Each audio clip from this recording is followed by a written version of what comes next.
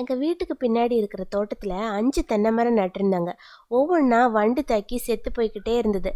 ஒவ்வொரு ஓலையும் கீழே விழ விழ நான் அதெல்லாம் கலெக்ட் பண்ணி எடுத்து ஓரமா போட்டுட்டே இருந்தேன். இந்த வாட்டி இந்த ஓலைகளை எல்லாம் வச்சு ஒரு விளக்குமாறு செய்யலாம் அப்படின்னு கட் பண்ண ஆரம்பிச்சோம்.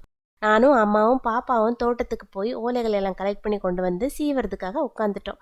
அம்மா அப்பவே சொன்னாங்க, ரொம்ப கால் வலிக்க போகுதுன்னு.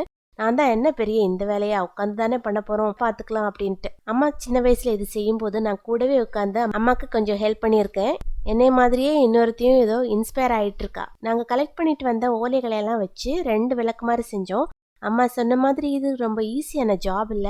அதுக்கப்புறம் மாடிக்கு போனோம். அங்க ஒரு கோணி பையில சர்க்கரை வெள்ளிக்கிழங்கு நட்டிருந்தாங்க. அதுக்குள்ள ஏதாவது இருக்கா அப்படின்னு பார்க்கணும்னு அம்மா கொஞ்ச நாளாவே சொல்லிட்டு இருந்தாங்க. எது குட்டியா பார்த்தாலும் ருது அது எனக்கு வேணும்னு சொல்லிடுவா. சின்ன சர்க்கரை வெள்ளிக்கிழங்கு கியூட்டா இருக்குன்னு சொல்லி அதை அவ எடுத்துட்டு போயிட்டா. அப்புறம் பார்த்தா ஒரே ஒரு சர்க்கரை வெள்ளிக்கிழங்கு தான் இருந்துச்சு.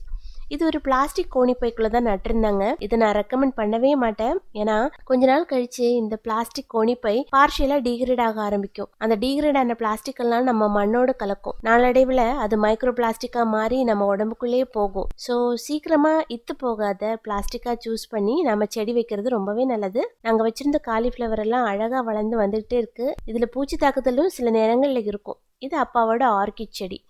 பர்பிள் கலர்ல இதுல பூக்கள் அழகா பூத்துட்டே இருக்கும்.